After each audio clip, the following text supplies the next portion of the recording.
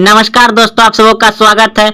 Bihar board matric परीक्षा 2024 के लिए गणित का इम्पोर्टेंट ऑब्जेक्टिव प्रश्न जो पिछले वर्षों में बहुत बार पूछे गए हैं। जैसा कि आप प्रश्न देख रहे हैं, एक नंबर प्रश्न कह रहा है कि एक समकोण त्रिभुज में कर्ण का वर्ग शेष दो भुजाओं के वर्गों के योगफल के बराबर होता है। इस प्रमेय को किसने प्रतिपादित किया था? तो देखिए, आप सभी समझते हैं कि एक समकोण हमने यहाँ पर एक समकोण त्रिभुज बना लिए जिसका कि यह कोण क्या होता है 90 डिग्री का होता है और यहाँ पर क्या होता है थीटा। तो थीटा के सामने वाला कोण क्या होता है? थीटा के सामने वाला कोण क्या होता है आपका लंब। क्या होता है? लंब, जिसे हम लोग P से सूचित करते हैं। और इधर का क्या होता है कर्ण। इधर का क्या होता है कर्ण। तो कर्ण को क्या चीज से सूचित करते हैं H से। और नीचे क्या होता है आधार, इसे क्या कहेंगे B से सूचित करते हैं। तो देखिए, सवाल में कहा था कि समकोण त्रिभुज में कर्ण का वर्ग इसका वर्ग, तो हम लोग यहाँ पे वर्ग कर लिए। और क्या कहता है शेष दो भुजाओं के वर्गों के बराबर। तो शेष भुजाओं के वर्गों के बराबर यानी कि बराबर दे दिया। और जो शेष बचा, क्या बचा आपका P बचा और B बचा, यानी कि लंब बचा और आधार बचा। तो लंब का स्क्वायर प्लस आधार का स्क्वायर यानी कि B का स्क्वायर। तो अब देखिए, दोनों शेष दो भुजाओं के वर्गों के योगफल के बराबर होता है। तो दोनों भुजा के योगफल के बराबर होता है कर्ण। तो इस प्रमेय को किसने प्रतिपादित किया, किसने बताया? तो इस प्रश्न का उत्तर हो जाएगा आपका ऑप्शन नंबर सी, बिल्कुल सही है। पाइथागोरस प्रमेय ने बताया। सवाल था आपका एक समकोण त्रिभुज में कर्ण का वर्ग शेष दो भुजाओं के वर्गों के योगफल के बराबर होता है। इस प्रमेय को किसने प्रतिपादित किया? तो पाइथागोरस प्रमेय ने किया। ऑप्शन नंबर सी सही हो जाएगा। अगले प्रश्न की ओर। प्रश्न है कि एक घात वाले बहुपद कहलाते हैं। एक घात वाले बहुपद कहलाते हैं। तो एक घात वाला बहुपद कैसे होता है? देखिए, x प्लस 2x प्लस 3 बराबर 0, यानी कि दोस्तों इस तरह से होता है। न कुछ तो सब पे पावर एक ही रहता है। तो आप समझ गए कि वह क्या कहलाएगा रैखिक बहुपद कहलाएगा। क्या कहलाएगा? रैखिक बहुपद। अगर दोस्तों इस तरह से दिया रहता एक्स स्क्वायर प्लस 2x बराबर 0, तो इस पे जितना पावर आएगा वह कहलाएगा आपका द्विघात बहुपद। अगर इस पे 3 रहता तो क्या कहलाता त्रिघात बहुपद। चलिए दोस्तों, आप समझ गए। तो इस प्रश्न का उत्तर हो जाएगा आपका इसमें रैखिक बहुपद कहलाता है एक घात वाला। अगला प्रश्न देखिए। प्रश्न है किसी एपी के क्रमागत पदों के अंतर को क्या कहते हैं? जैसे 4 है, 6 है, फिर 8 है। तो इसमें अंतर कितना होता है? जो कि आप लोग D बराबर निकालते हैं, यानी कि सार्व अंतर होता है। जो अंतर बीच में होता है उसको क्या कहते हैं? सार्व अंतर। तो आप सभी याद रखिएगा कि किसी एपी के क्रमागत पदों के अंतर को क्या कहते हैं? सार्व अंतर कहते हैं। ऑप्शन नंबर सी सही हो जाएगा। अगला प्रश्न देखिए। प्रश्न है sine square 22 degree plus cos square 22 degree का मान होगा। तो दोस्तों इसका मान हो जाएगा आपका 1। ऐसा सूत्र ही होता है, क्योंकि आप सभी जानते हैं कि sine square theta plus cos square theta बराबर कितना होता है 1। तो इस थीटा के जगह पे जो भी आएगा दोस्तों, जैसे कि यहाँ पर 35 आ गया 35 डिग्री, तो यहाँ भी 35 डिग्री आ जाएगा, तो आपका 1 ही होगा। इस जगह थीटा के जगह पे कितना भी रहेगा, दोनों समान रहेगा, तो उसका मान 1 ही रहेगा। तो sine square 22 degree plus cos square 22 degree का मान क्या हो जाएगा 1। ऑप्शन नंबर ए सही है। चलते अगले प्रश्न की ओर। प्रश्न देखिए, कह रहा है बहुपद 4x square minus 4x plus 1 के मूल्य का गुणनफल बताइए। तो मूलों का गुणनफल कैसे निकालते हैं? यानी कि क्या निकालते हैं उसका अल्फा इंटू बीटा। तो इसका क्या होता है c/a। तो c कितना आपका 1 है, 1 हो जाएगा। और a कितना है आपका 4, तो 1/4। 1/4 कहाँ है? ऑप्शन नंबर सी बिल्कुल सही हो जाएगा। चलते अगले प्रश्न की ओर। प्रश्न है कि दो क्रमागत संख्याओं का HCF होगा। तो दो क्रमागत संख्याओं का HCF होता है हमेशा 1। ऑप्शन नंबर ए बिल्कुल सही है। जैसा कि ले लेते हैं आप 4 और 3, तो 3 से भाग दीजिएगा 4 में, 3 से भाग दीजिएगा 4 में, तो कितना लगेगा इसमें, 3 से भाग दीजिएगा 4 में तो एक बार में, तो यहाँ कितना बच जाएगा 1, फिर 1 से दीजिएगा 3 में भाग, 3 में भाग दीजिएगा तो 3 बार में कितना बार में लग जाएगा 3 बार में, तो आपका इधर 1 ही बच रहा है, यानी कि 1 ही होगा। आप कितना भी संख्या ले सकते हैं, आप ले सकते हैं 12, 13 भी लीजिएगा तो आपका एचसीएफ 1 ही आएगा, यानी कि क्रमागत कराए 2 क्रमागत, यानी कि लगातार संख्या लीजिएगा उसका एचसीएफ निकालिएगा तो हमेशा 1 ही आएगा। कुछ भी संख्या लीजिएगा लेकिन लगातार लीजिएगा तो उसका एचसीएफ 1 ही आएगा। ऑप्शन नंबर ए सही हो जाएगा। चलते अगले प्रश्न की ओर। प्रश्न है कि पाई रेडियन बराबर होता है, तो पाई रेडियन बराबर होता है 180 डिग्री, याद रखिएगा पाई रेडियन बराबर होता है 180 डिग्री का। चलते अगले प्रश्न की ओर। प्रश्न है किसी वृत्त पर कितनी स्पर्श रेखा खींची जा सकती है, किसी वृत्त पर कितनी स्पर्श रेखा खींची जा सकती है। तो देखिए ये वृत्त हो गया और कह रहा है कि इस पर कितनी रेखा खींची जा सकती है, तो ऐसे एक रेखा खींच सकते हैं वृत्त पर स्पर्श, ऐसे खींच सकते हैं, ऐसे एक रेखा खींच सकते हैं, फिर ऐसे खींच सकते हैं, फिर ऐसे खींच सकते हैं, फिर ऐसे खींच सकते हैं, यानी कि अनंत खींच सकते हैं, बहुत सारा खींच सकते हैं। तो आपका ऑप्शन नंबर सी हो जाएगा। और एक प्रश्न आता है दोस्तों, जैसे कि पूछ दिया जाएगा कि किसी वृत्त पर बाह्य एक बिंदु से, यानी कि एक बाह्य बिंदु पूछ देगा, क्या पूछ देगा, एक बाह्य बिंदु, इस तरह से आपको पूछ देगा बाह्य बिंदु से कितनी स्पर्श रेखा खींची जा सकती है। तो इसको कैसे बनाए देखिए दोस्तों, पहले समझ लीजिए। जैसे कि यह एक वृत्त है, ठीक है, और एक बाह्य बिंदु यहाँ पे हम बिंदु यहाँ पे एक रख लिए और इससे कहता है स्पर्श रेखा कितनी खींची जा सकती है, तो एक रेखा ये खींच दिए और एक रेखा ये खींच दिए, तो कितनी खींचा जाएगा, 2 ही खींचा जाएगा। जब यहाँ पर रहेगा एक बाह्य बिंदु से एक वृत्त पर कितनी स्पर्श रेखा खींची जाएगा, तो 2 होगा, लेकिन यहाँ पर तो बिंदु दिया नहीं है, इसलिए क्या हो जाएगा इसका अनेक। ऑप्शन नंबर सी हो जाएगा। चलते अगले प्रश्न की ओर। प्रश्न है दिए गए आंकड़े 105 का माध्य होगा। तो देखिए माध्य बराबर क्या होता है, आप सभी जानते हैं कि संख्याओं का योग बटे कुल संख्या, पदों का योग बटे कुल संख्या, कुल पद की संख्या। तो जोड़ देंगे 1 + 0 + 5 बटे 3 संख्या है तो नीचे 3 देंगे, तो 5 1 6 हो जाएगा, 6 बटे 3, तो 3 1 3, 3 2 6, तो 2 किस ऑप्शन में है, ऑप्शन नंबर 4 में है 2, तो आपका ऑप्शन डी सही हो जाएगा। चलते अगले प्रश्न की ओर। प्रश्न है द्विघात बहुपद के शून्यंकों की संख्या होती है, द्विघात बहुपदों के शून्यंकों की संख्या होती है 2। ऑप्शन नंबर ए सही हो जाएगा। निम्नलिखित सारणी में बहुलक वर्ग कौन सा है। तो बहुलक यानी कि जो बहुत बार संख्या आए, आंकड़ा में दिया गया है और उसमें जो सबसे ज़्यादा है उसे हम बहुलक कहते हैं, जो सबसे ज़्यादा गिनती में आए।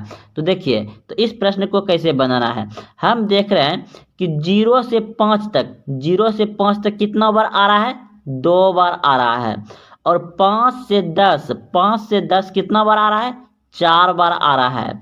10 से 15 कितना बार आ रहा है, 5 बार आ रहा है। 15 से 20 कितना बार आ रहा है, 4 बार आ रहा है। तो सबसे अधिक बार कौन आ रहा है, तो सबसे अधिक बार आ रहा है आपका ये जो कि 5 बार आ रहा है 10 से 15, तो 10 से 15 आपका ऑप्शन नंबर सी बिल्कुल सही है। 10 से 15 बहुलक वर्ग है क्योंकि ये सबसे अधिक बार आ रहा है, तो ऑप्शन सी सही है। अगला प्रश्न देखिए, प्रश्न कह रहा है कि 1 + 2 + 3 + ... n बराबर है। तो दोस्तों यह लगातार संख्याओं का योग है, तो लगातार संख्याओं का योग होता है n × n + 1/2 होता है। तो ये आपका ऑप्शन में ऑप्शन नंबर सी बिल्कुल सही है। लगातार प्राकृतिक लगातार संख्याओं का योग होता है n × n + 1/2, तो ऑप्शन नंबर सी बिल्कुल सही है। अगला प्रश्न देखिए, आपका प्रश्न है कि 13 और 19 के बीच समांतर माध्य है।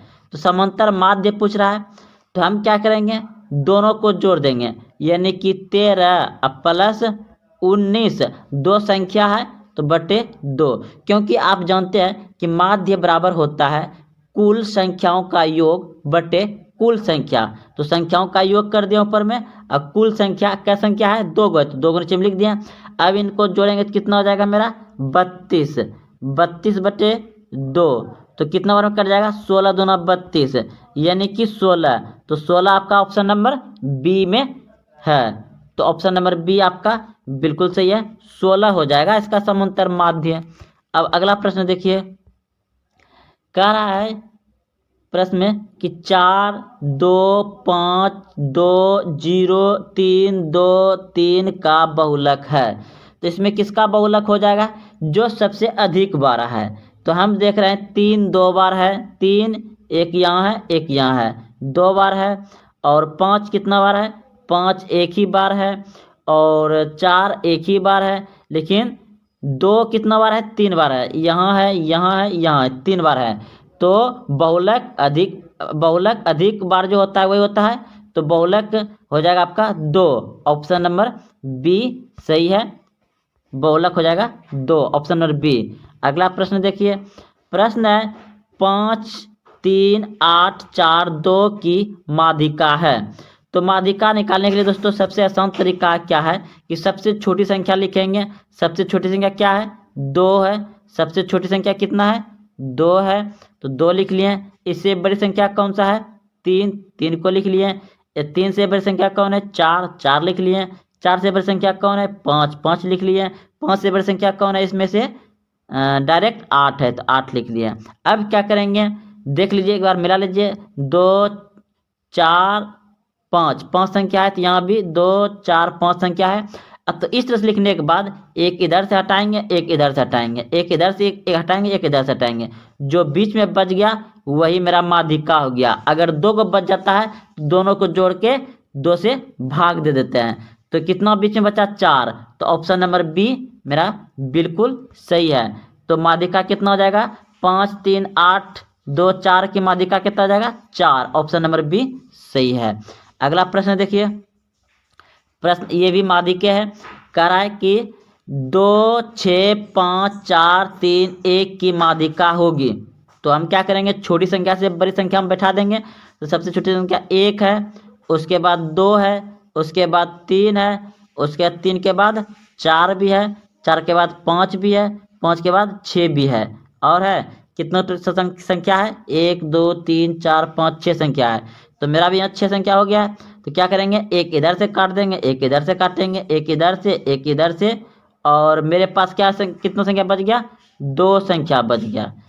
यानी कि जब 2 संख्या बच गया तो दोनों को जोड़ देंगे, 4, 3, 7 हो गया, 7/2 हो गया। अब इसको कटा दीजिए, 3 दूना 6, 3 दूना 6 कट गया, बचे कितना 1, यानी कि दशमलव दे देंगे उसमें। तो कितना हो जाएगा, वो 10 हो जाएगा। तो 5 दूनी 10, तो आपका 3 दूना 6, सॉरी दोस्तों यहाँ पे 3 हो जाएगा, 3 दूना 6। और बच गया आपका कितना, 1। तो दशमलव बैठा दिए, दशमलव बैठाने के बाद 5 से भाग लगेगा, 5 दूनी 10, यानी कि 3.5, यानी कि 7 का अध्ययन कितना होता है, 3.5। तो ऑप्शन नंबर बी बिल्कुल सही है, 7 का अध्ययन, क्योंकि इन दोनों को जोड़े थे, 4, 3, 7 हो गया, 7 में 2 से भाग दे दिए, अध्ययन कर दिए उसको, तो 3.5 हो गया। तो चलिए अगले प्रश्न की ओर। प्रश्न है आपका, आंकड़ा 8, 10, 15, 6, 5, 25, 30 का परिसर है। परिसर जब भी दोस्तों पूछे तो क्या करिए, सबसे बड़ी संख्या को पकड़िए। इसमें सबसे बड़ी संख्या कहाँ है आपका, 30, 30 को लिख लीजिए। उसके बाद देखिए दोस्तों, सबसे छोटी संख्या को पकड़िए। सबसे छोटी संख्या कितना है, सबसे बड़ी संख्या 30 था, और सबसे छोटी संख्या कितना है, 5। तो 5 इसमें घटा दीजिए, तो कितना बच जाएगा आपका, 25। तो आपका यही आ गया 25, ऑप्शन नंबर ए बिल्कुल सही है। कितना परिसर है, 25 है। तो चलिए अगले प्रश्न की ओर। प्रश्न है अब आपका, ये भी परिसर ही है, कह रहा है 24, 15, 22, 13, 19, 10 तथा 30 का परिसर होगा। तो सबसे बड़ी संख्या इसमें से क्या है, मेरा 30 है, तो 30 को रख लिया। उसके बाद इससे सबसे छोटी संख्या कितना है मेरे पास, इससे छोटी संख्या, इससे छोटी संख्या 9 है। इससे और छोटी है, नहीं है। तो क्या करेंगे, इसमें 9 को घटा देंगे, तो कितना बच जाएगा, 21, 21 आ जाएगा। तो 21 कहाँ है आपका, 21 है ऑप्शन नंबर डी में। तो इस प्रश्न का उत्तर हो गया आपका ऑप्शन नंबर डी। परिसर जब भी पूछे दोस्तों तो बड़ी संख्या पकड़िए और छोटी संख्या को क्या करिए, घटा दीजिए। तो 30 में 9 गया कितना बच गया, 21। ऑप्शन नंबर डी बिल्कुल सही है, 21। चलते अगले प्रश्न की ओर। प्रश्न आपका है कि वर्ग अंतराल 110 से 130 का वर्ग चिन्ह होगा। 110 से 130 के बीच में क्या होगा, वर्ग चिन्ह पूछ रहा है। तो दोस्तों इसके बीच में हो जाएगा 120, क्योंकि 110 है, फिर 120, 130, यानी कि 120 हो जाएगा, इसका बीच में यही आ रहा है। तो मेरा ऑप्शन नंबर डी सही है, 120। ऑप्शन नंबर डी 120 सही है। अगला प्रश्न देखिए। प्रश्न कर रहा है कि 13013 का बहुलक होगा। तो साफ इसमें दिखाई दे रहा है कि 3 अधिक बार है। तो इस प्रश्न का ऑप्शन नंबर डी बिल्कुल सही है, 3 बहुलक हो जाएगा। तो सभी प्रश्न जो है आपका बहुपद के घात और शून्यक का है, बहुपद के घात और शून्यक का है। तो आप इस वीडियो को अंत तक जरूर देखें दोस्तों, क्योंकि 2024 में बिहार बोर्ड मैट्रिक परीक्षा गणित में बिल्कुल इसी तरह से प्रश्न पूछा जाएगा आपको ऑब्जेक्टिव में बहुपद से। तो पहला प्रश्न आप देख रहे हैं कि किसी बहुपद में 4 का घात इनमें से कौन होगा। किसी बहुपद में 4 का घात इनमें से कौन होगा। तो सुनिए दोस्तों ध्यान से, किसी भी बहुपद के 4 का घात हमेशा घन पूर्णांक होता है, घन पूर्णांक होता है। ऑप्शन ए बिल्कुल सही है। अगला प्रश्न है, त्रिघात बहुपद एक्स क्यूब का शून्यांक है। त्रिघात बहुपद एक्स क्यूब का शून्यांक है। तो एक्स क्यूब का शून्यांक जो है कि शून्य होगा। तो नंबर सी बिल्कुल सही है, त्रिघात बहुपद एक्स क्यूब का शून्यांक है शून्य। ऑप्शन सी सही हो जाएगा। अगला प्रश्न है कि घात 2 के बहुपद को कहते हैं। घात 2 के बहुपद को कहते हैं। तो ऑप्शन नंबर सी सही हो जाएगा आपका, द्विघात होता है। क्या होता है, द्विघात बहुपद होता है। जिसका कि 2 घात होगा वह क्या होगा, द्विघात बहुपद होगा। घात 2 के बहुपद को द्विघात बहुपद कहा जाता है। अगला प्रश्न है आपका, घात 1 के बहुपद को कहते हैं। घात 1 के बहुपद को कहते हैं। तो रैखिक बहुपद कहते हैं। ऑप्शन नंबर ए सही है, रैखिक बहुपद कहते हैं। हमेशा एक घात के बहुपद को रैखिक बहुपद कहते हैं, क्योंकि इसके मात्र एक ही शून्यक होता है। रैखिक बहुपद का शून्य क्या होता है, एक ही निकलता है, इसलिए इसे एक घात वाले को रैखिक बहुपद कहा जाता है और द्विघात वाले को द्विघात बहुपद कहा जाता है। त्रिघात यानी कि 3 घात वाले को त्रिघात बहुपद कहते हैं। तो चलते अब अगले प्रश्न की ओर।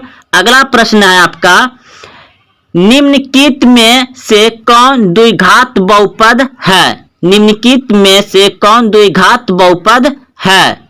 कौन द्विघात बहुपद है। तो आप देख रहे हैं यहाँ पे ऑप्शन में, ऑप्शन नंबर बी बिल्कुल सही है, क्योंकि इसमें 2 घात है। तो x square minus 3x plus 4 ये क्या हो जाएगा, द्विघात है।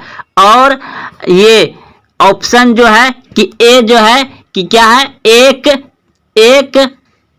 त्रिपद बहुपद है। ये क्या है, एक जो है कि 3 पद वाला बहुपद है और तीसरा क्या है, त्रिघात है। तो आपका ऑप्शन नंबर जो है कि बी सही हो जाएगा। अगला प्रश्न है, द्विघात बहुपदों में शून्यकों की संख्या होगी। द्विघात बहुपदों में शून्यकों की संख्या होगी। तो ऑप्शन नंबर सी सही हो जाएगा, 2 होगा। द्विघात बहुपदों में शून्यकों की संख्या 2 होती है। अगला प्रश्न है x square plus 3x plus 2 में बहुपद के घात है। तो एक द्विघात बहुपद है, इसका घात क्या है, 2 है। तो ऑप्शन नंबर क्या हो जाएगा इसका, ए बिल्कुल सही है, क्योंकि 2 घात है तो ये द्विघात बहुपद हो जाएगा और ये घात कितना हो जाएगा इसका, 2 हो जाएगा। ऑप्शन नंबर ए सही है। अगला प्रश्न है क्या x पे पावर 1/2 माइनस 2x एक बहुपद है।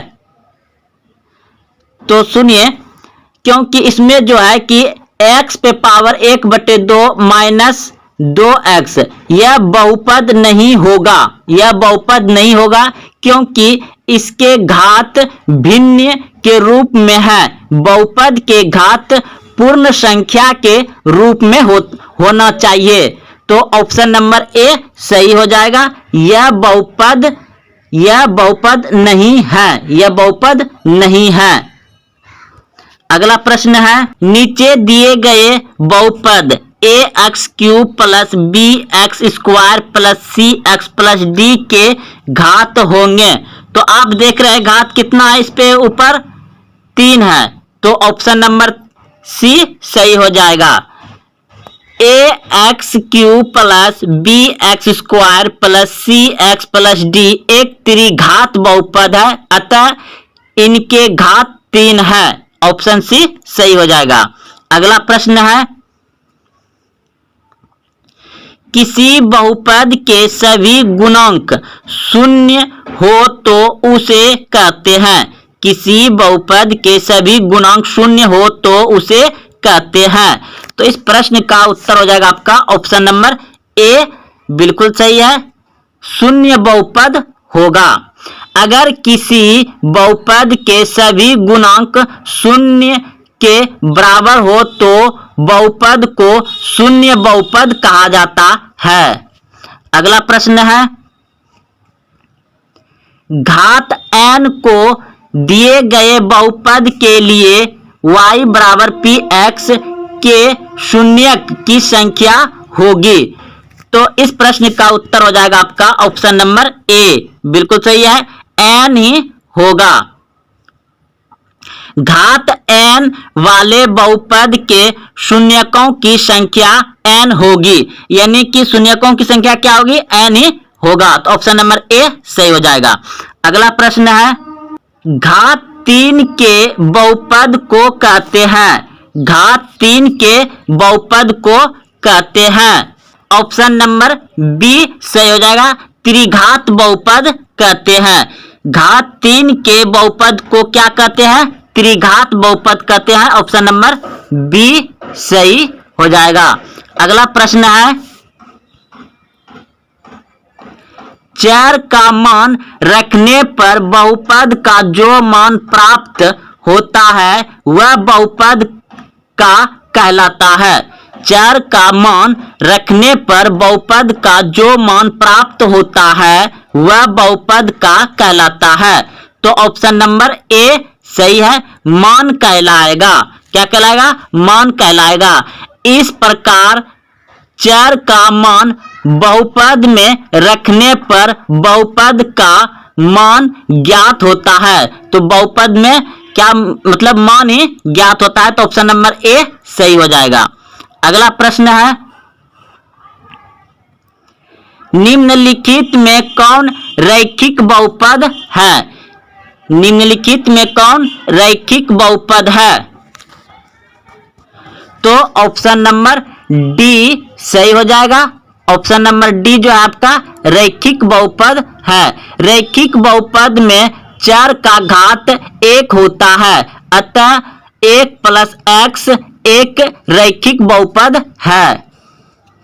अगला प्रश्न है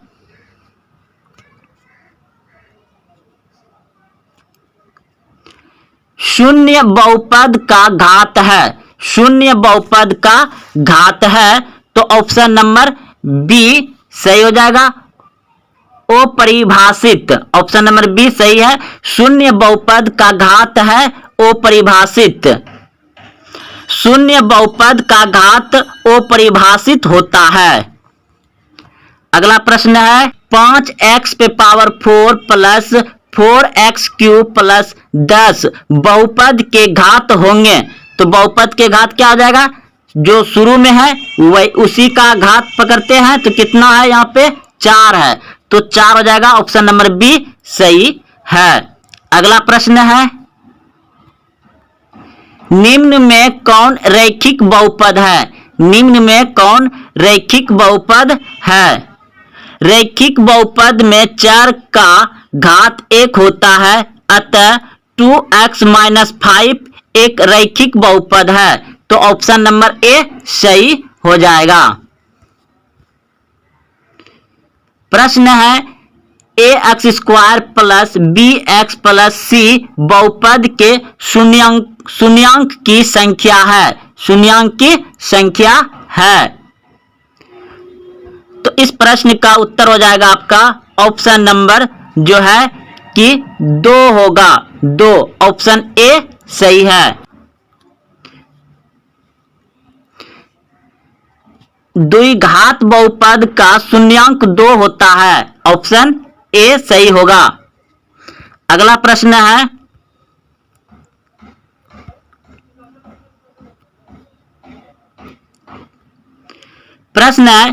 px बराबर ax प्लस b में शून्यांक का मान है, तो शून्यांक का मान होगा, तो इस प्रश्न का उत्तर हो जाएगा आपका ऑप्शन नंबर सी सही है, जो कि इसका मान होगा आपका, इसका मान हो जाएगा आपका सी सही है, -ओचर पद बटे x का गुणंक। x का गुणंक, तो देखिए कैसे होगा, जैसे ax बराबर प्लस b बराबर कर देंगे इधर 0, तो क्या हो जाएगा ax बराबर -b, फिर क्या होगा x यानी कि इसका ये गुणंक है, तो बराबर क्या हो जाएगा -b बटे a जाएगा b, और नीचे x का गुणंक आ जाएगा, तो ऑप्शन नंबर सी सही है। प्रश्न है निम्नलिखित में से कौन बहुपद है।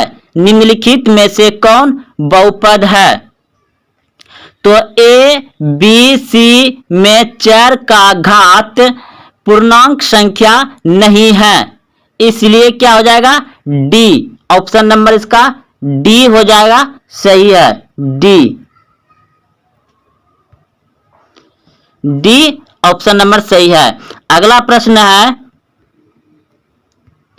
निम्नलिखित में कौन बहुपद नहीं है। निम्नलिखित में कौन बहुपद नहीं है, तो ऑप्शन नंबर डी सही है, यह बहुपद नहीं है, क्योंकि ए बी सी बहुपद है, लेकिन डी ऑप्शन जो दिया गया है बहुपद नहीं है, इसके चर का मान व्युत्क्रमा है, यानी कि व्युत्क्रमा में है, व्युत्क्रमा मतलब उल्टा दिया गया है, ऑप्शन नंबर डी सही हो जाएगा।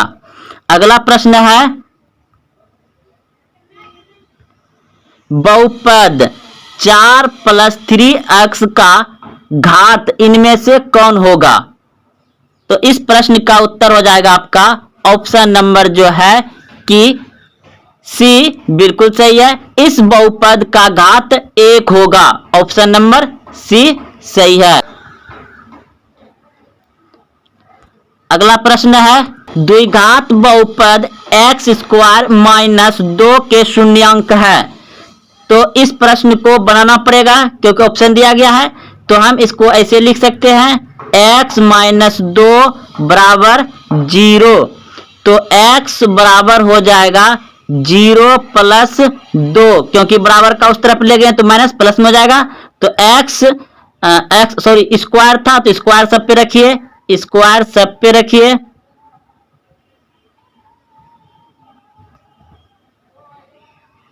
स्क्वायर सब पे रखिए तो एक्स स्क्वायर बराबर हो जाएगा आपका 2। तो दोस्तों जब आप स्क्वायर को इस तरफ यानी कि एक्स बराबर जब स्क्वायर को इस तरफ करिएगा तो ये प्लस माइनस में आएगा रूट अंडर 2। तो एक बार प्लस में एक बार माइनस में आएगा तो कौन सा है, तो आपका ऑप्शन नंबर बी सही हो जाएगा। एक बार प्लस में एक बार माइनस में आ जाएगा।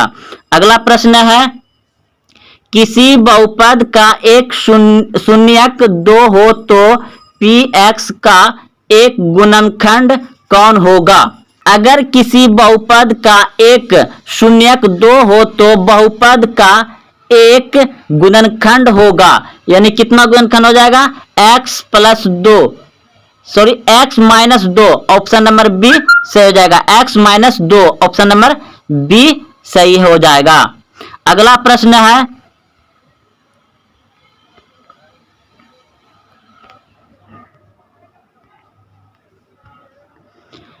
रैखिक बहुपद का शून्यांक होता है।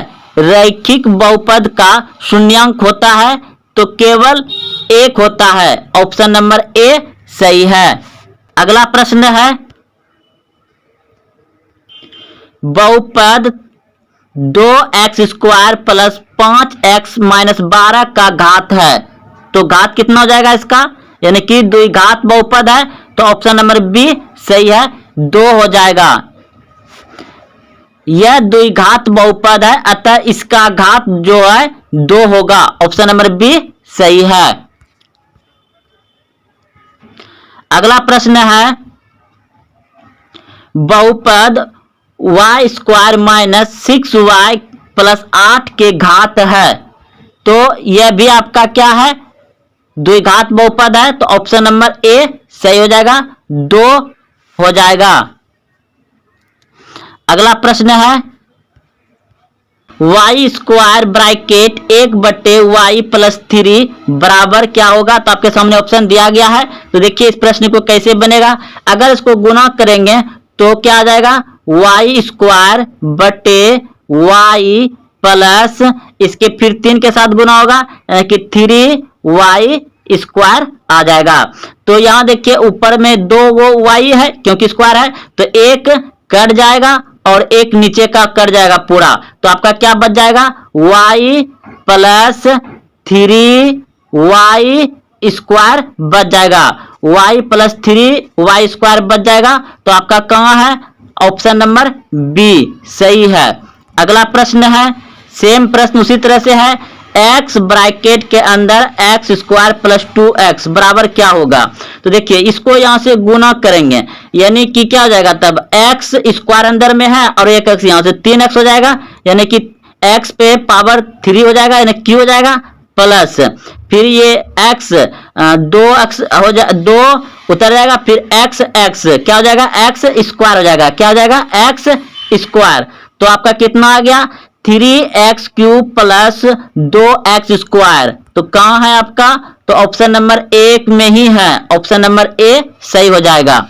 अगला प्रश्न है आपका प्रश्न है त्रिघात बहुपद का सबसे वैकल्प रूप है। तो त्रिघात बहुपद का वैकल्प रूप होता है, ऑप्शन नंबर सी सही है, ax cube plus bx square plus cx plus d। Option number C सही हो जाएगा। अगला प्रश्न है द्विघात बहुपद x स्क्वायर माइनस 3 के शून्यांक होंगे तो इस प्रश्न को बनाना पड़ेगा। तो देखिए क्या दिया गया है, x स्क्वायर माइनस 3 पूछा गया है शून्यांक तो बराबर में 0। तो x स्क्वायर बराबर और 0 बराबर का इस तरफ आएगा तो क्या होगा, 0 में 3 जुड़ जाएगा तो x स्क्वायर बराबर 3 आ जाएगा। तो जब दोस्तों अब स्क्वायर x स्क्वायर बराबर क्या है 3 है तो अब ये स्क्वायर को बराबर का उस तरफ ले जाइएगा तो हो जाएगा आपका, देखिए ये द्विघात बहुपद में यानी इसका सही माइनस जब स्क्वायर इस तरफ करते हैं तो प्लस और माइनस में आता है तो ये क्या हो जाएगा, इस पर आएगा स्क्वायर तो रूट हो जाएगा यानी कि एक बार प्लस में एक बार माइनस में। तो कहां है आपका, तो ऑप्शन नंबर बी सही है। बी सही हो जाएगा। तो प्रश्न आप देख रहे हैं 0.6 पर रेकरिंग को परिमेय संख्या के रूप में क्या होगा। तो परिमेय संख्या आप जानते हैं कि P/Q होता है। तो देखिए, जब किसी संख्या पर से रेकरिंग को हटाया जाता है तो क्या होता है, उतना ही नीचे 9 आता है। तो मेरे पास जो प्रश्न है, प्रश्न पे एक ही संख्या पर एक रेकरिंग है, तो यानी कि 6 पर रेकरिंग है और इस रेकरिंग को हटा देंगे तो नीचे क्या हो जाएगा, 9 आ जाएगा।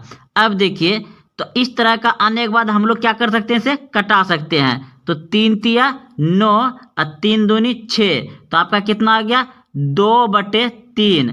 2/3 कहाँ है, ऑप्शन नंबर सी बिल्कुल सही है। ऑप्शन नंबर सी आपका सही हो जाएगा। ऐसे और ही प्रश्न है, आप आगे समझिए। देखिए, अब यहाँ पे आप देख रहे हैं कि 0.45 पर क्या रेकरिंग है, के बराबर है। तो 0.45 पर रेकरिंग के बराबर है। तो आपका ऑप्शन इधर दिया गया है। तो देखिए, इस ऑप्शन में से सही कौन सा होगा आपको बनाना है। तो देखिए, जितना संख्या पर रेकरिंग है उतना संख्या क्या करेंगे, उतना ही 9 नीचे लिखेंगे।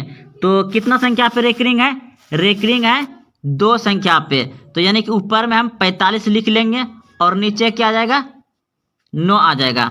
अब देखिए, इसे हम लोग क्या कर सकते हैं, कटा सकते हैं।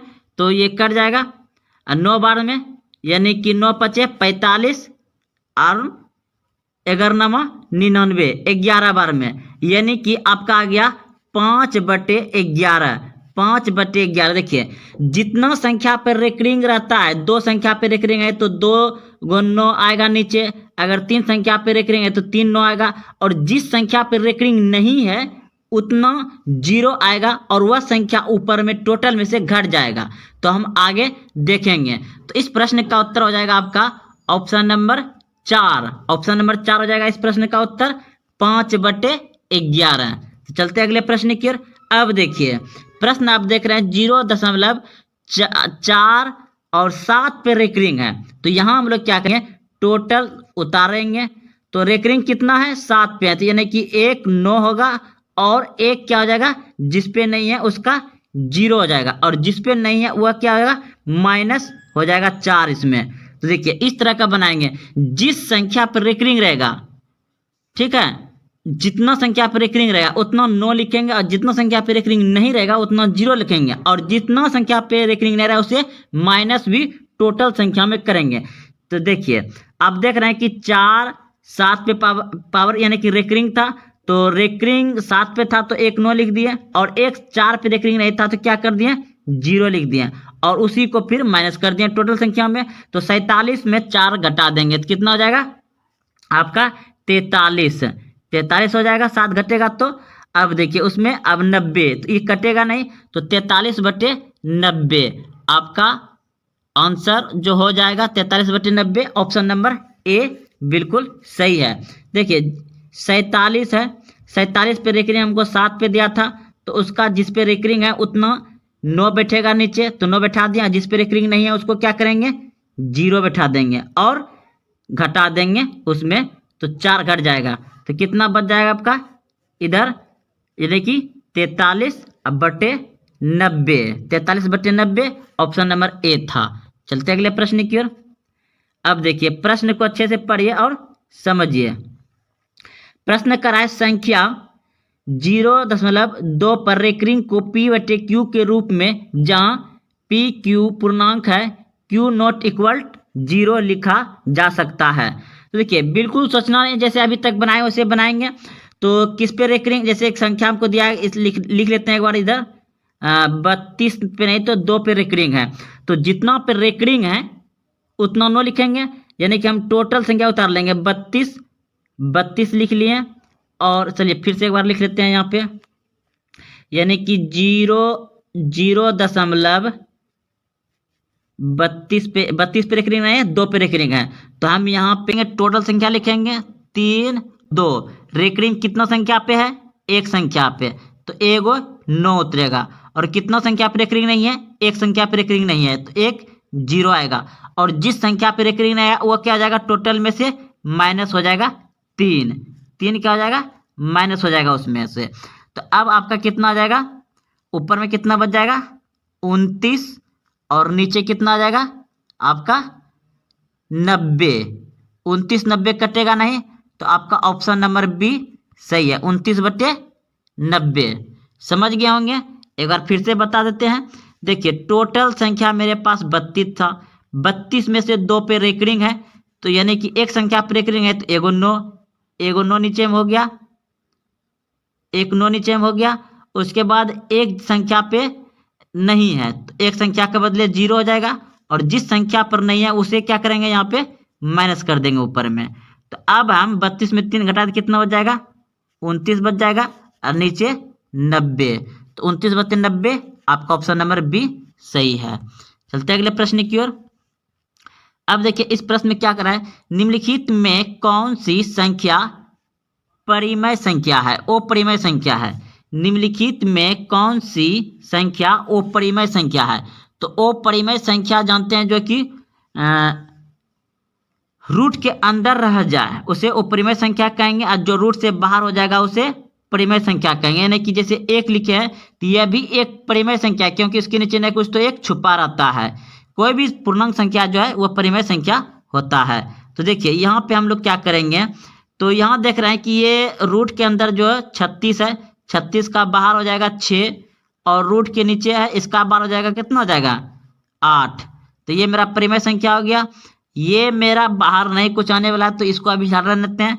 यहाँ भी देखिए -9 है ऊपर में, नीचे में भी आपका 7 आ जाएगा, ये भी बाहर आ जाएगा, ये भी बाहर आएगा, 3/9 आ जाएगा, यानी कि 3 और 81 का 9 आ जाएगा। यानी कि मेरा ऑप्शन नंबर बी बिल्कुल सही है, यह अपरिमेय संख्या है। √3 क्या है, अपरिमेय संख्या है √3। ऑप्शन नंबर बी सही है।